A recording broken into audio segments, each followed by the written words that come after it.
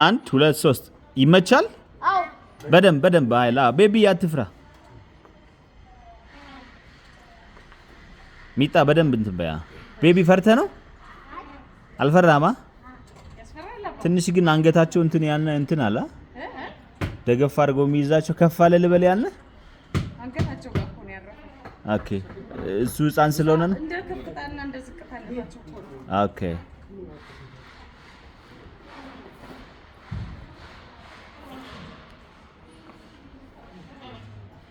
ስኩል ኦፍ ኢትዮጵያ ትምህርት ቤት እንግዲህ የልጆች መጫወቻ ቴስት እያደረግን ነው እንደዚህ ፋብ